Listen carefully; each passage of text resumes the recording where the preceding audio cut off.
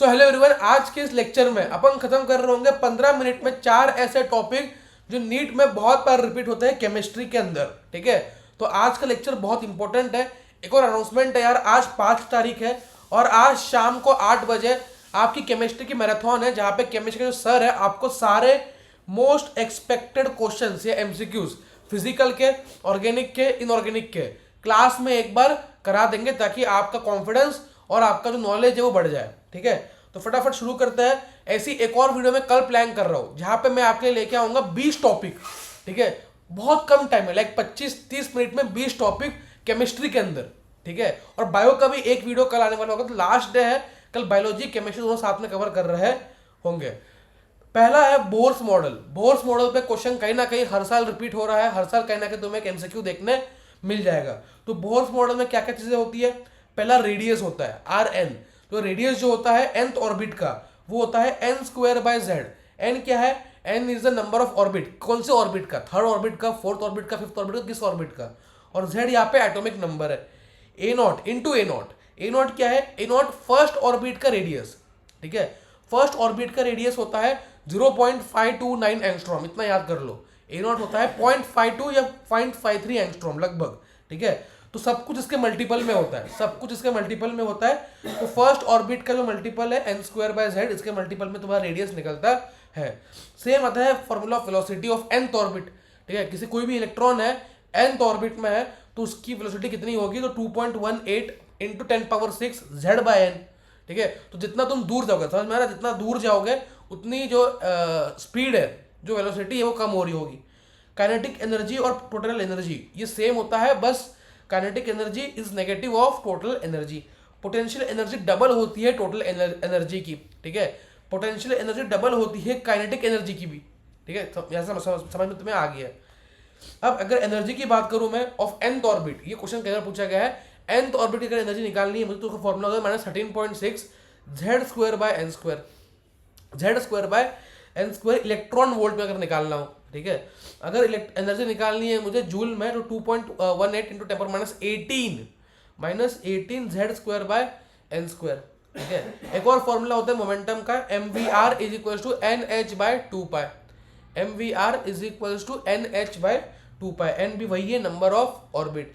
बामर line का तुमको पता होना चाहिए, विजिबल लाइट में होती है, इसका n जो है वो 2 होता है। पूरा सीरीज याद कर लेना अच्छे से। टॉपिक 2 पे आते हैं मैग्नेटिक मूवमेंट। कई क्वेश्चन पीवाईक्यू में पूछे गए हैं। तो मैग्नेटिक मूवमेंट का जो फॉर्मूला होता है वो होता है म्यू। म्यू मतलब मैग्नेटिक मूवमेंट, इसको रिप्रेजेंट करते हैं बोर मैग्नेटॉन BM में।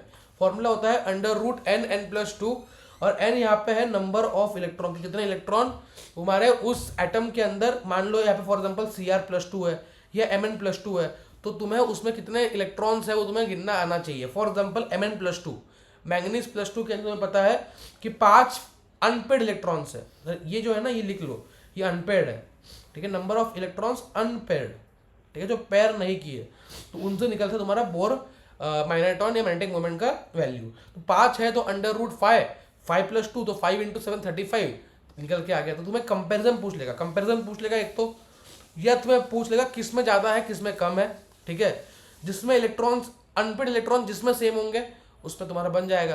तो तुम्हारा जो स्ट्रक्चर निकालना तुम्हें आना चाहिए। ठीक है, कि डी के अंदर कितने हैं, डी के अंदर कितने हैं तुम्हें निकालना आना चाहिए। टॉपिक 3 अपने पास है ऑफ बॉ प्रिंसिपल। ठीक है, ऑफ बॉ प्रिंसिपल बहुत इंपॉर्टेंट है। इससे पहले इंपॉर्टेंट तुम्हारा है क्वांटम नंबर्स।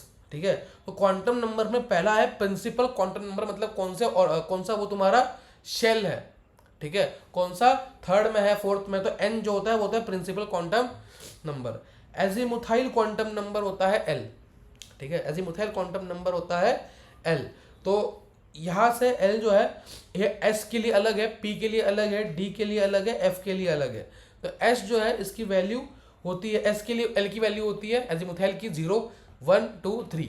ठीक है, मैग्नेटिक क्वांटम नंबर जो है, मैग्नेटिक क्वांटम नंबर जो है ये M होता है, और ये इसकी वैल्यूज का रेंज होता है, इसके वैल्यूज का रेंज होता है। ठीक है, कैसे रेंज होता है भैया समझो।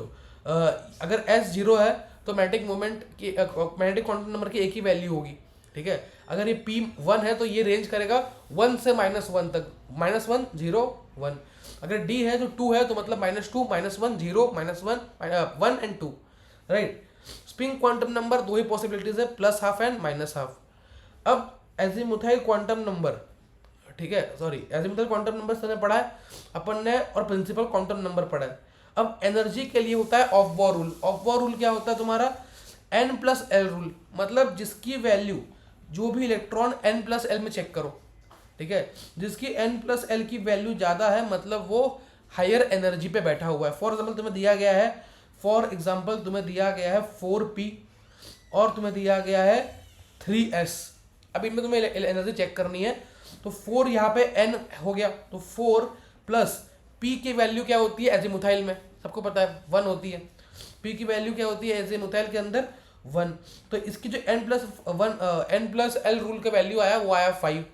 3s का जो वैल्यू निकल के आएगा वो निकल के आएगा 3+0, क्योंकि s का जो एजीमुथाइल नंबर है, क्वांटम नंबर, वो 0 होता है, तो ये निकल के आ गया 3। तो इसके अंदर इसकी एनर्जी ज़्यादा हो गई, ठीक है।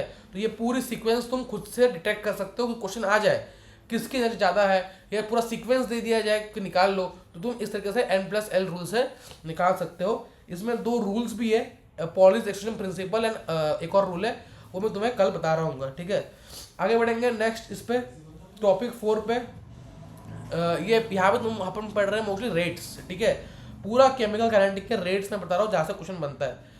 कोई भी अगर रिएक्शन है उसका रेट निकालना है, तो रेट के लिए रेट कांस्टेंट होता है एक, जिसको के कहते हैं, इनटू कॉन्सेंट्रेशन पावर x, ठीक है, और concentration of b power y। ये रिएक्टेंट्स है, ये क्या है रिएक्टेंट। अगर a प्लस b मिलजुल के c बना रहे, ठीक है, तो अगर मुझे रेट निकालना है उस रिएक्शन का, तो रेट कांस्टेंट इनटू a की पावर x। x क्या है यहाँ पे?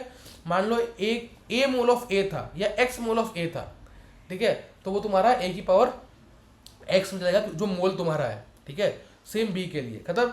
अब यहाँ पे अगर मुझे k की यूनिट निकालनी है डायमेंशन वाइज, ठीक है, ये इंपॉर्टेंट है ये, तो सबको पता है यहाँ पे रेट है, रेट का मतलब होता है कॉन्सेंट्रेशन अपॉन टाइम, तो कॉन्सेंट्रेशन अपॉन टाइम अपॉन ये पूरा, ठीक है, जो भी हो, a की पावर x, b की पावर y, ये सब, और ये सबके लिए अलग लगाएगा, ठीक है। जो एक k की यूनिट है ये सबके लिए अलग अलग आ रही होगी। यहाँ पे मैंने एनसीईआरटी का आपके लिए ग्राफ भी ऐड कर दिया है, यूनिट्स ऑफ रेट कांस्टेंट, और ये पहचानने में हेल्प करता है, ठीक है। किसी क्वेश्चन में पता ही नहीं है कि 0 ऑर्डर है कि फर्स्ट ऑर्डर है कि सेकंड ऑर्डर है, लेकिन अपन ने पहचान लिया कि s-1 यूनिट दे रखी है k की यूनिट जो है वो s-1 दे रखी है, मतलब ये 0 ऑर्डर है। मोल पर लीटर पर सेकेंड दे रखी है, मतलब 0 ऑर्डर है, सॉरी, ये फर्स्ट है, ये 0 है, सेकेंड के लिए उल्टा हो गया, जो 0 का है उसका उल्टा, मोल -1, L1 और s-1। तो ये निकली कहाँ से? ये निकली इसी से, ठीक है, ये निकली इसी से, ठीक है। अब आते हैं फर्स्ट ऑर्डर रिएक्शन पे। तो फर्स्ट ऑर्डर में हमें कुछ चीज़ों को एज्यूम करना पड़ता है। पहला है तुम्हारा C0 क्या है? इनिशियल टाइम पे जो इनिशियल कॉन्सेंट्रेशन या time is equal to 0, that is C0, ठीक है। Ct क्या है? कॉन्सेंट्रेशन है time is equal to T। कोई भी एक टाइम जिस पर तुम्हें क्वेश्चन दिया गया है उस टाइम पे क्या कॉन्सेंट्रेशन बाकी रही, दैट इज कॉल्ड Ct। इसका सीधा फॉर्मूला है 0 ऑर्डर रिएक्शन के लिए, Ct it is final concentration minus initial concentration is equal to -kT, ठीक है।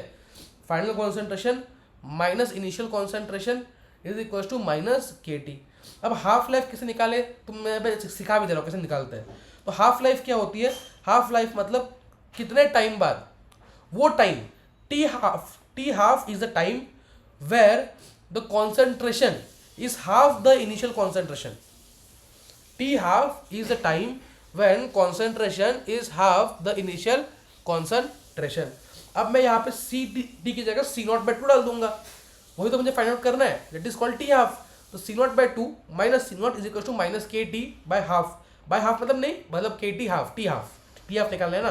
तो यहाँ से जो T हाफ की वैल्यू निकल के आती है जो तुम डायरेक्ट रट सकते हो 0 ऑर्डर के लिए, वो है C0/2 के, जो भी इनिशियल कॉन्सेंट्रेशन है अपॉन 2K क्या है? Rate constant. डन। ये इसका ग्राफ है, स्लोप इसका स्लोप जो होता है ये तुम्हारा K होता है, इंपॉर्टेंट है, सब ग्राफ देख लो, कोई दिक्कत नहीं है। डन। आगे बढ़ेंगे फर्स्ट ऑर्डर रिएक्शन के लिए। फर्स्ट ऑर्डर डायरेक्ट फॉर्मूला रटा दिया मैंने आपको। फॉर्मूला होता है K इज इक्वल टू 2.303, क्योंकि लॉग लिया है, by T log C0/Ct। Done. K is equal to 2.303 by T log C0/Ct।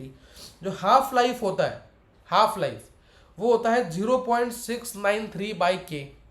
Half life होता है 0.693 बाय के। आगे बढ़ेंगे नेक्स्ट ग्राफ की तरफ। तुम्हारा ये दो ग्राफ्स इंपॉर्टेंट है बहुत ज़्यादा।